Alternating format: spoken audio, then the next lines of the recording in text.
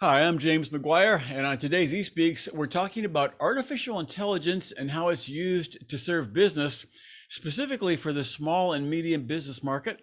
To discuss that, I'm joined by a real industry expert. With me is Nhung Ho, Vice President of AI at Intuit. Nhung, thanks for joining us today. Yeah, thank you for having me, James. I'm super excited to share some of the work that we're doing for our customers here. Great. So you're building solutions that use AI and ML to help the small business market. I think that large enterprise has really dealt with AI a lot because it's expensive. I didn't think it's as much in the SMB market. What is your sense of where the SMB market is with this use of AI? Any trends you can identify?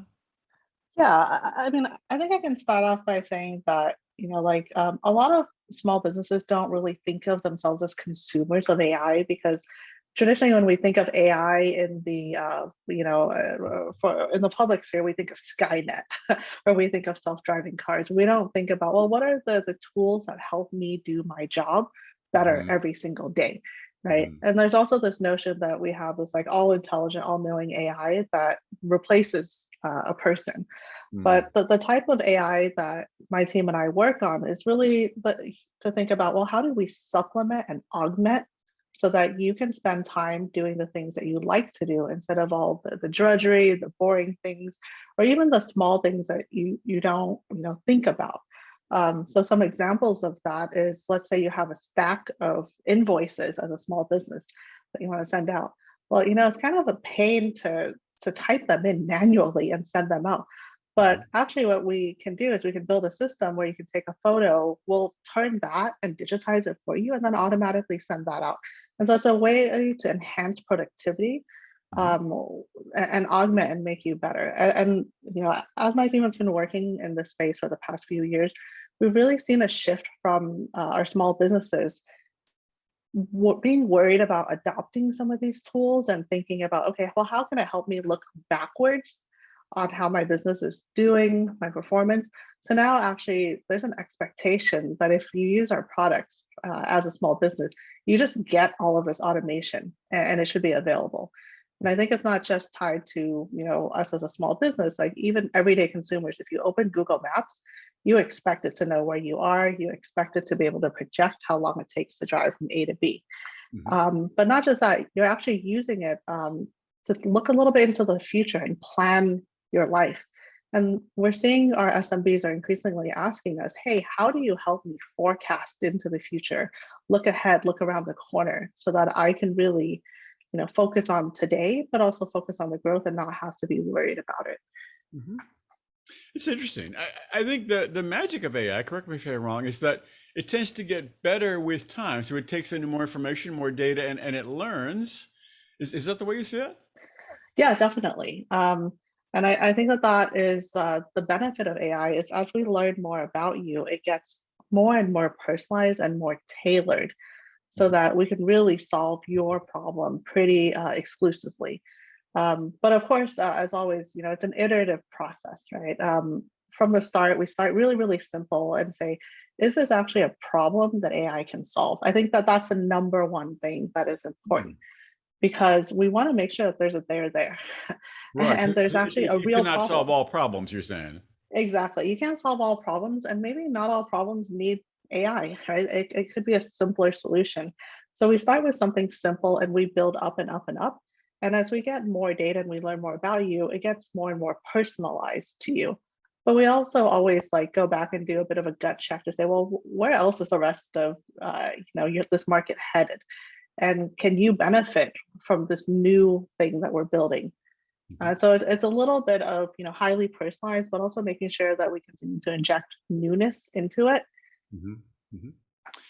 One other thing, and I want to ask you about Intuit's platform in particular, but before that, one other thing I heard recently, I think is really interesting about AI, is that someone said the algorithms are great, they're very powerful, but what really makes AI special is the data that you feed into it. You need enormous amounts of data to feed into the algorithm.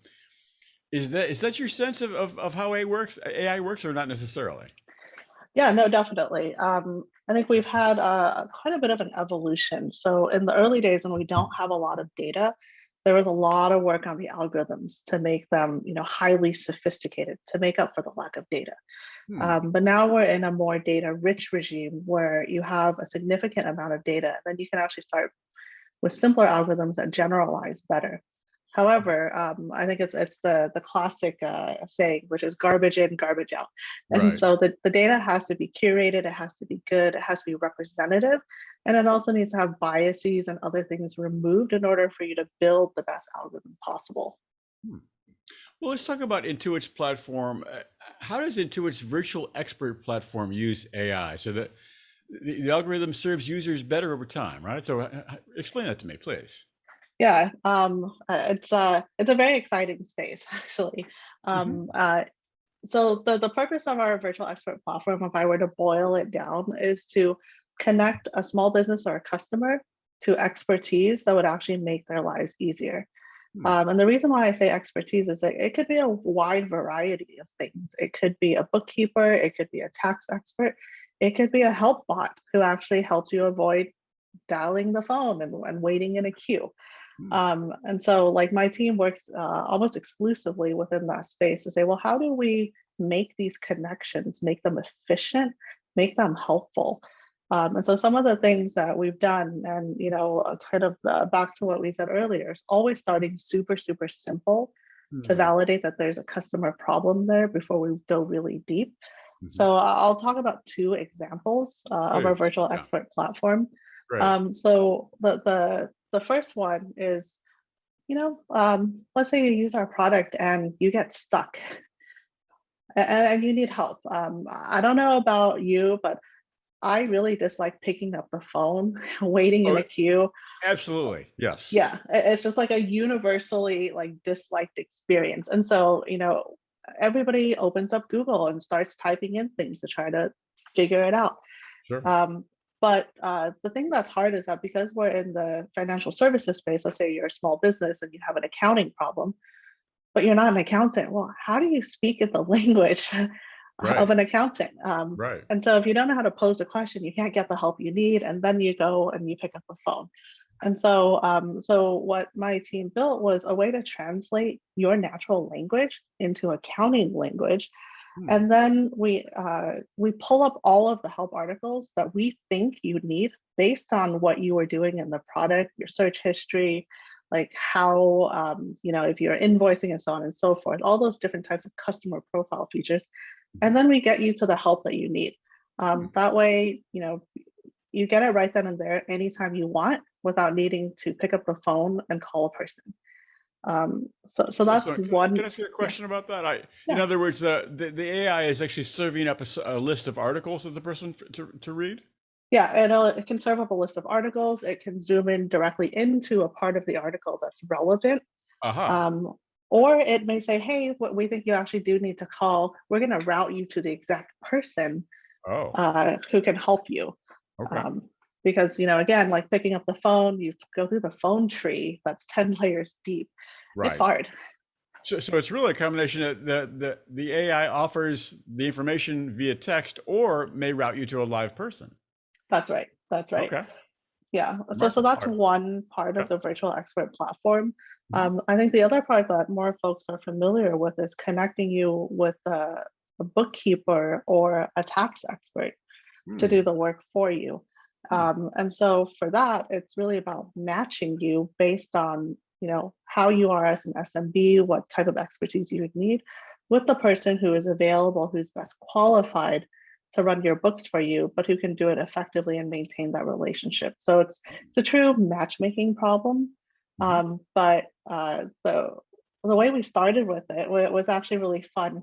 We said, okay, let's just make sure that there is a problem here. And instead of building the super complicated deep learning model, we're just going to say, if you're in the same state, we assume that perhaps that is a good match. So we started with one simple feature and we tested it and we saw that it worked. And then we continued to invest over the next 4 quarters Hmm. on 10 different versions that got more and more complex Hmm. to be able to make sure that we're continuously keeping the customer benefit in mind as we're building our algorithms out. And so now we have like a very complex algorithm that takes in thousands of customer features and expert features and match them together. But it all started with one thing, which like to me, like when people think of AI, they think of crazy, complicated, huge Right. amounts of data, but it could be Totally. super, super simple as well. So this algorithm is matching people with tax experts and who actually would answer the question. Are they third party tech experts? They're not Intuit employees. Oh, they are Intuit employees, actually. Yeah. Okay. All right. That's one of the uniqueness of our virtual expert platform. We want to guarantee a certain level of service, of quality that our customers experience. Gotcha. That's really interesting. So it's almost like because obviously I'm calling my tech expert a couple times a year actually. So I never would have thought of like to log onto my software and ask the question there. That is an interesting advance. What do you see in terms of adoption of that? It's been fantastic. Every single tax season, we're seeing more people realizing this benefit, but we're also getting really great customer feedback in terms of, wow, like I didn't think it was that easy, or hey, I didn't realize that I can get a tax expert to do this for me in such a small amount of time. Hmm. Is the tech expert actually then like an additional monthly charge, or how is that person's time charged for? Yeah, that's a great question. So we do have specific SKUs where we have our do-it-yourself product. So standard TurboTax, we have it Do It With Me, where you can get an expert to check at the end. Mhm. Or we also have one final SKU, which is you can just hand over everything and have someone do all the work for you. And so those are all priced Hmm. separately. Now let's take a look at the future of artificial intelligence in the SMB market. What do you see in the years ahead? Yeah, that's a great question. And it's something that I've been thinking about a lot. So in terms of bringing AI to SMBs, there's been a lot of questions about like, well, how can I, as a small business operating with one employee or a sole entrepreneur, really benefit from AI? How do I even begin to think and use it? And traditionally, the folks who have been able to leverage AI are those large enterprises who can hire a bunch of PhDs like my team to be able to build these solutions for them. But what we want to do is take the capabilities that we've built, democratize it, and tune it such that it's solving problems for small businesses. Because the problems that a small business deals with is a little bit different than what your large enterprise would deal with. And so, that's actually kind of like the things that my team thinks about day in and day out, which is like the solutions that we build. How can we make it personalized, fine-tuned, and really solving the top problems for small businesses?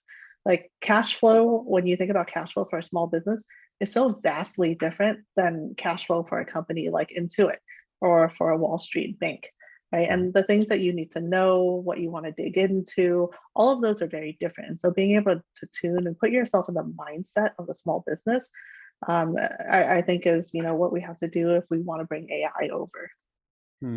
Interesting. Well, it's going to be a fascinating sector to follow in the years ahead. I totally appreciate you sharing your expertise today. Thank you very much. Yeah, thank you so much for having me.